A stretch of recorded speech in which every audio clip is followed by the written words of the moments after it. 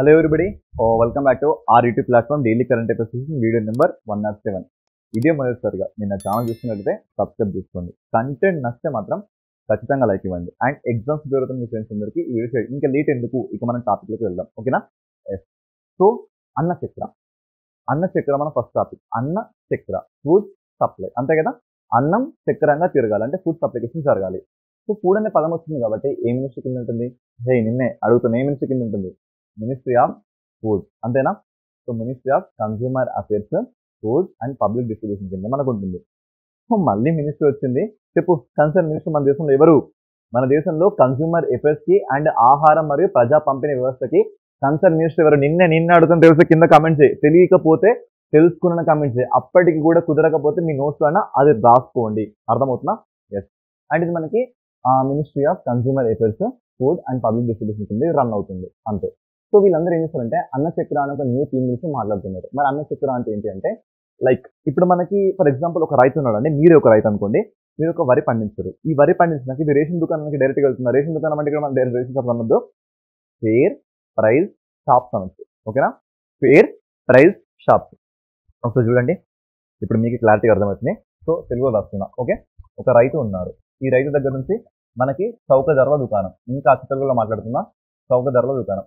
ఈ చౌక ధరల దుకాణానికి ఇది మనకి డైరెక్ట్గా వెళ్తుందా? వెళ్ళదు కదా. ఫస్ట్ ఈ రైతు మనకి వరి ప్యాడీ పండించాడు. ఇది ఎక్కడికి వెళ్తుంది? మనకి మిల్లుకి వెళ్తుంది.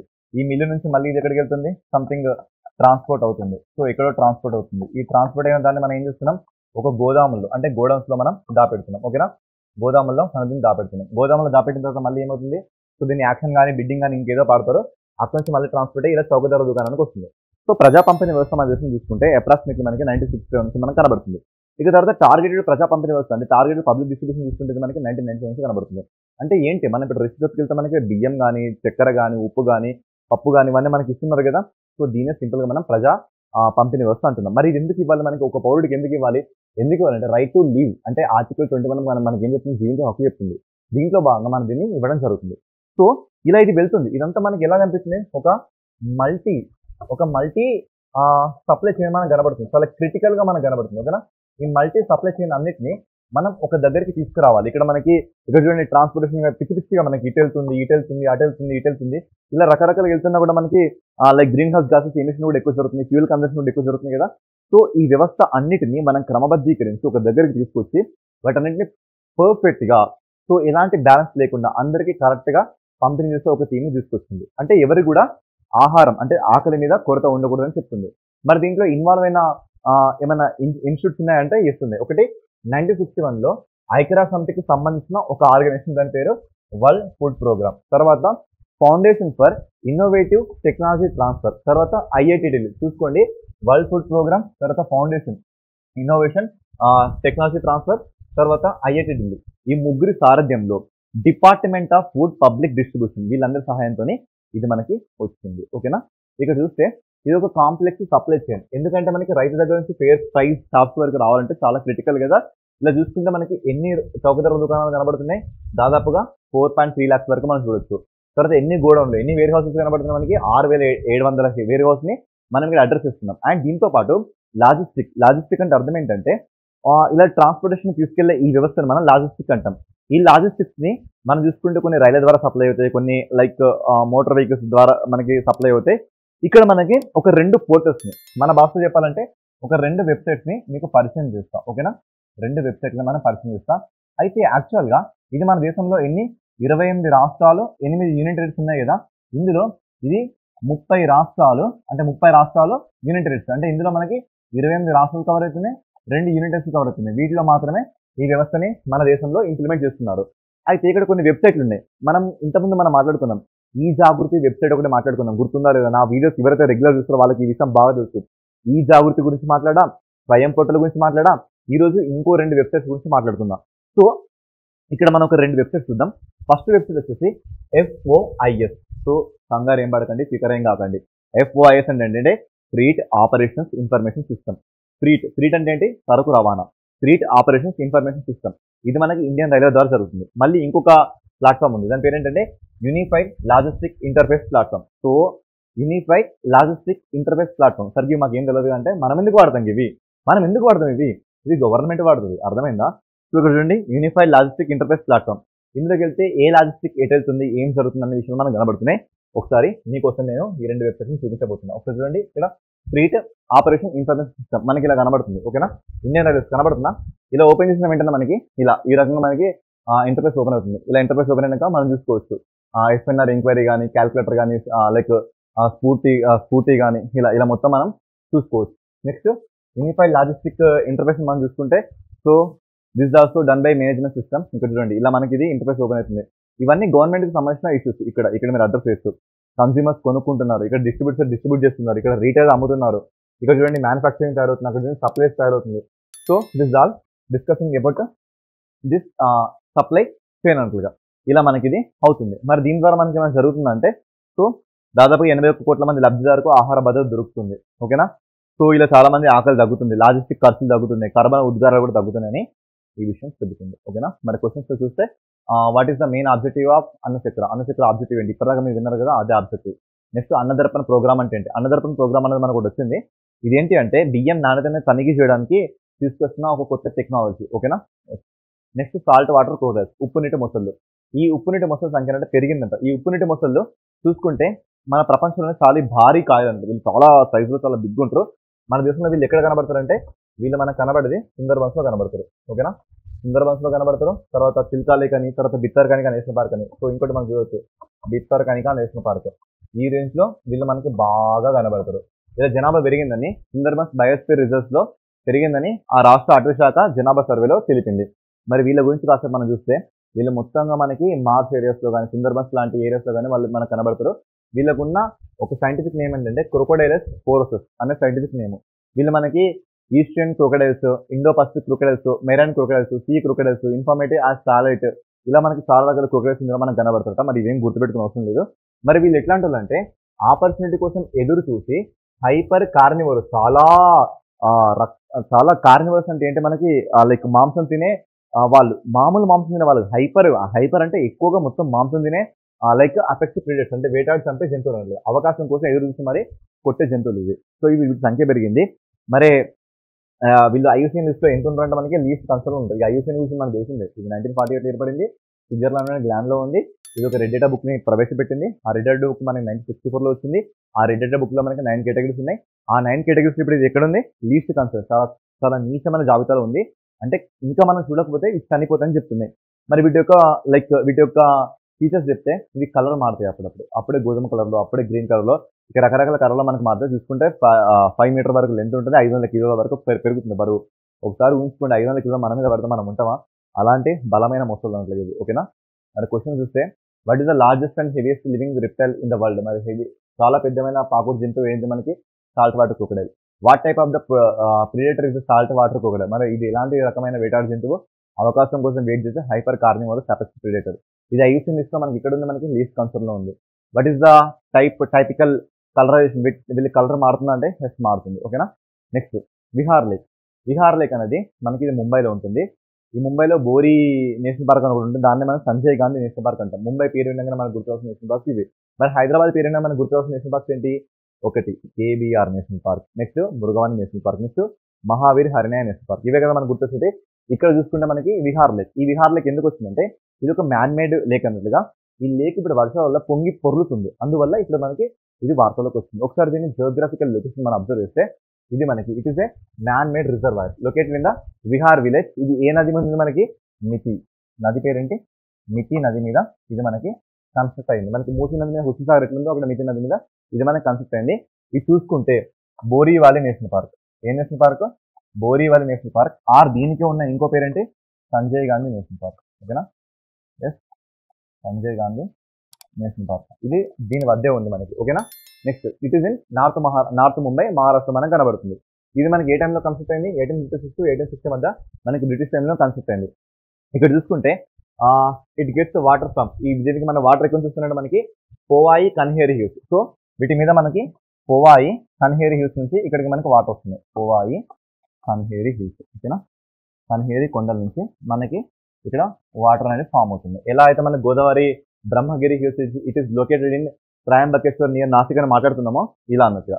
ఇక్కడ చూసుకుంటే ఇది ఏ లేక్ మధ్య ఉందంటే ఒకటి తులసి లేక్, ఇంకోటి పోవాయి లేక్. వీటి మధ్య మనకి కనబడుతుంది. సో ఇది దీనికి సంబంధించిన స్టోరీ. ఒకసారి మనం ఈ విహార్ లేక్ని చూస్తే మీకు కూడా కాస్త క్లారిటీ వస్తుంది. ఓకేనా?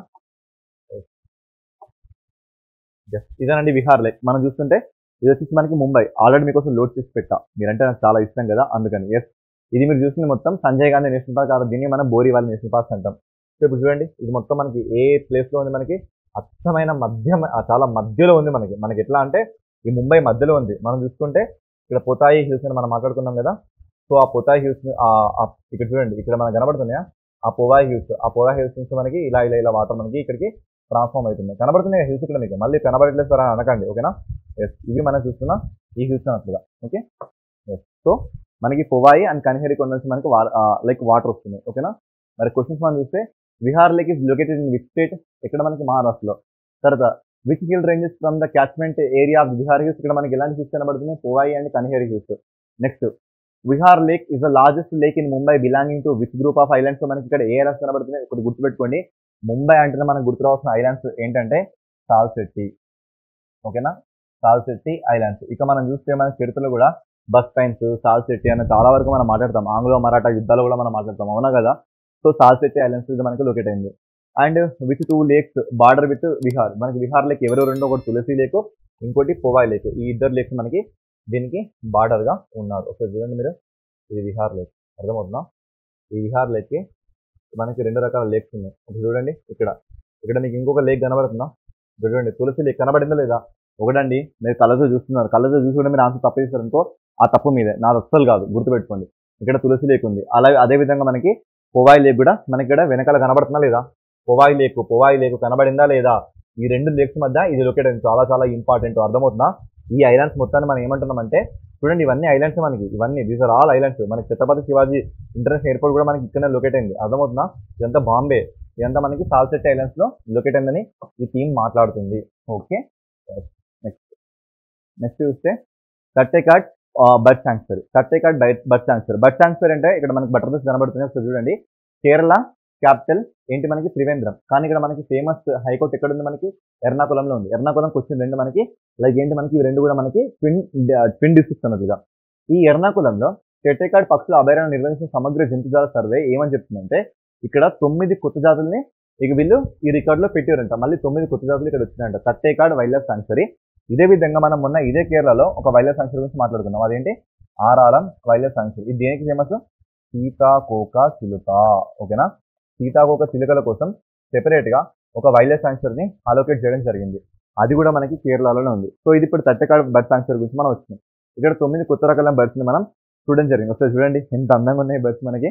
ఒకసారి చూస్తే ఇది మనకి ఎక్కడ ఉందంటే పెరియార్ నది ఉన్న వెస్టర్న్ ఘాట్స్ లో కేరళలో ఇది మనకి లొకేట్ అయింది. దీనికి ఉన్న ఇంకో పేరు ఏంటంటే doctor Salim Ali bird sanctuary కూడా మనం దీన్ని అంటాం.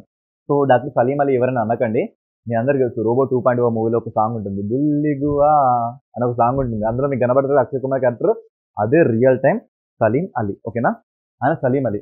మరి చూసుకుంటే మనకి వెస్టర్న్ ఘాట్స్ యొక్క ఫూడ్స్ దగ్గర కనబడుతుంది. ఇది మనకి 1983లోనే దీన్ని మన వైల్డ్ లైఫ్ శాంక్చురీలో నోట్ చేయడం జరిగింది. Recommended by doctor Salim Ali. ఆ సాంగ్ బాగుంటుంది కదా, బుల్లిగువా అనే ఒక పక్షుల గురించి ఒక సాంగ్ ఉంటుంది. కావాలంటే చూడండి ఆ సాంగ్, రోబో 2.0లో. ఓకేనా? మరి ఇక్కడ వెజిటేషన్ చూసుకుంటే మనకి ట్రాపికల్ ఎవర్గ్రీన్, అంటే ఎప్పటికీ కూడా సతత హరితాలు, ఎప్పటికి కూడా వెండిపోవు. రెండవది ట్రాపికల్ సెమీ ఎవర్గ్రీన్ ఫారెస్ట్, కొన్ని నార్మల్ హరితారాలు ఉంటాయి. ఇంకొన్ని మాస్ట్ డెసిడ్యూస్, అంటే తేమతో కూడిన ఆకురాలే అడవులు మనకు కనబడతాయి ఇక్కడ, అంతే. సో ఇక్కడ మనకు కొన్ని లాగూన్స్ కనబడతాయి. అండ్ వెస్టర్న్ ఘాట్స్ చాలా ఎన్రిచ్డ్ ఏరియా అన్నట్లుగా. ఇక్కడ మనకి బర్డ్స్ చూస్తాం, మనకి సీలన్ ఫ్రాగ్మౌత్, అంటే కప్పమూతితో ఉన్న ఒక బర్డ్. ఇక చూడండి ఎలా ఉంది, కప్పమూతి ఈ అని తెరిచింది. నెక్స్ట్ బ్లాక్ బాజా, ఇది వచ్చేసి బ్లాక్ బాజా. తర్వాత ఓరియంటల్ డార్క్ కింగ్ ఫిషర్, ఇక్కడ చూడండి ఇది పొట్టిది, డ్వార్ఫ్ అంటే పొట్టి కింగ్ ఫిషర్ మనకు కనబడుతుంది. తర్వాత బే ఓల్, ఇక్కడ చూడండి ఎంత కోపంగా ఉంది మన గుడ్ల గుబ అలా అన్నట్టుగా. ఓకేనా? మరి క్వశ్చన్స్, కేరళలో అతిపెద్ద పక్షి అభయారణ్యం ఏంటి? తట్టేకాడ్ పక్షి అభయారణ్యం. తట్టేకాడ్ పక్షి అభయారణ్యం గుండా ప్రవహించిన అదేంటి? పెరియార్ రివర్. ఓకేనా? నెక్స్ట్ వచ్చేసి ఒకసారి మీకు ఈ తట్టేకాడ్ని చూపిస్తాం. చూడండి, మీకోసం ఆల్రెడీ లోడ్ చేసి కూడా పెట్టా. చూడండి, ఇది ఎర్నాకుళం కనబడుతున్నా, ఇది కొచ్చిలో ఎర్నాకుళం డిస్ట్రిక్ట్ లో మనకి ఈ ప్లేస్ ఉంది. ఇక్కడ పక్కన నుంచి మొత్తం మీకు కొండలు కనబడుతున్నాయా? ఒకసారి మీకు చూపిస్తా. ఫూటిహిల్స్ ఆఫ్ వెస్టర్న్ ఘాట్స్ అనే పదం ఎందుకు వాడానంటే ఇప్పుడు మీరే అర్థం చేసుకుంటారు. సో చూడండి, కొండలు కనబడుతున్నాయా లేదా పక్కన? మీకు ఇంకా దగ్గర జూమ్ చేసి చూపించాలా? ఇవన్నీ కొండలా కాదా? కనబడుతున్నా? ఎస్ ఇవన్నీ ఇలా ఇలా ఈ కొండల ఈ ఫూట్కి అంటే కొండల పర్వత పాదాల కింద ఈ మనకి తట్టేకాడు బట్ సాంచురీ కనబడుతుందని మనం మాట్లాడుకుంటున్నాం ఓకేనా. నెక్స్ట్ వచ్చేసి కిలాయి వోల్కనస్. ఎన్ని వోల్కనస్ మాట్లాడుకున్నామండి ఇప్పటివరకు మనం, లెక్కే లేదు. మళ్ళీ కిలాయి వోల్కనస్ వచ్చింది, మళ్ళీ గదే సేమ్ స్టోరీ. ఎరప్ట్ అయింది. మరి కిలాయి ఎక్కడుంది? ఇది మనకి it is located in Hawaii. మరి హవాయి ఎక్కడుంది? It is near USA. మరి ఇది ఎక్కడుంది? పసిఫిక్ ఓషన్ ఓకేనా. పసిఫిక్ మహాసముద్రంలో ఇది మనకి కనబడుతుంది ఓకేనా. పసిఫిక్ మహాసముద్రంలో ఇది మనకి కనబడుతుంది. ఇక్కడ చూడండి లైక్ హవాయిలో కిలాయు అగ్నిపర్వతం మళ్ళీ బద్దలైంది. 30 మీటర్ ఎత్తు వరకు లావా ఫౌంటైన్లు పంపింది. డిసెంబర్ నుంచి దాన్ని 31 విస్ఫోటనం మనం చూస్తుంది. చూడండి లాస్ట్ ఇయర్ డిసెంబర్ నుంచి ఇప్పటిదాకా 31 సార్లు ఇట్లా ఇట్లా ఇట్లా చిమ్ముతుంది బయటకి. అర్థమవుతుందా? ఇలా ఇది ఎరప్ట్ అవుతుంది. దీన్ని ఫీల్డ్ వాల్కన్ అంటే, ఫీల్డ్ వాల్కన్ అంటే మనకి ఇలా కొనికల్ స్టేట్ స్ట్రక్చర్లో మనకు కనబడుతుంది. ఇదే కిలాయు వాల్కన్. ఒకసారి దీన్ని మనం స్టోరీ చూస్తే ఇది దాదాపుగా 4,000 ఫీట్స్ హైట్లో మనకి 12,000 మీటర్స్ హైట్లో మనకు కనబడుతుంది. It is the most active volcano in the world. ఇది మనకి 1983 నుంచి ఇప్పటిదాకా ఎరప్ట్ అవుతూనే ఉంది. ఇక దీని దగ్గర చూసుకుంటే మరొక దీని దోస్త్ ఎవరంటే మౌనా లోవా ఓకేనా. ఒకసారి అనండి ఆ నోటితో, మౌనా లోవా ప్లస్ కిలాయు. ఈ రెండు అగ్నిపర్వతాలు ఒకే దగ్గర మనకు కనబడతాయి ఓకేనా. అగ్నిపర్వతాలు మనకు ఒకే దగ్గర కనబడతాయి. అయితే ఇక్కడ మనం ఒక థింగ్ ఉందండి, ఈ కిలాయి మీద మనకు ఒక లేక్ ఉంటుంది. సో జనరల్గా ఇలా అగ్నిపర్వతం ఏర్పడి ఇలా ఒక స్ట్రక్చర్ ఏర్పడ్డప్పుడు, ఇలా వాటర్ పడ్డప్పుడు ఇక్కడ ఒక లేక్ ఫామ్ అవుతుంది కదా. ఆ లేక్ పేరే హలేమా ఉమా ఒక లేక్ ఉంది. సో ఈ లేక్ని ఇక్కడ ఒక దేవత ఉంటుంది. ఆ దేవత పీలే దేవత ఈ లేక్ దగ్గర ఉంటుందని ఈ జనాలు నమ్ముతారు. ఈ జనాలు ఒక్కొక్కరి విశ్వాసాలు ఒక్కో రకంగా ఉంటాయి, మన ఇద్దరు కూడా ఏమన్నది అర్థమవుతున్నా. సో మిమ్మల్ని కిలాయికి తీసుకెళ్తున్నాం ఇక్కడ నాతో పాటు రండి. ఫ్రీ ఆఫ్ కాస్ట్, డబ్బులు ఏం అవసరం లేదు ఓకేనా. ఎస్ ఇలా కిలాయి దగ్గరికి మనం వెళ్దాం. మిమ్మల్ని తీసుకెళ్తున్నా. అదిగో మనం కిలాయి దగ్గరికి వచ్చేసాం. ఇది కిలాయి ఓకేనా. సో పక్కనే మీకు ఒక బిగ్గెస్ట్ అగ్నిపర్వతం కనబడుతుందా? దీని పేరేంటి? మౌనా లోవా. కానీ మౌనంగా ఉండదు, అరిస్తే మాత్రం మనం ఇవ్వడం కూడా బతకలేము. అర్థమవుతుందా? ఇది కిలాయు వాల్కనో. చూడండి ఇదంతా వచ్చేసి మనం కిలాయి వాల్కనో. ఇక్కడ మీకు ఒక లేక్ లా ఫామ్ అయిందా? లేక్ ఒకటి ఫామ్ అయిందా? చూడండి ఇలా మనకి లేక్ ఫామ్ అయింది. ఇక్కడ పక్కన మనం కాసేపు మౌనా లోవా దగ్గరికి వెళ్ళొద్దామా?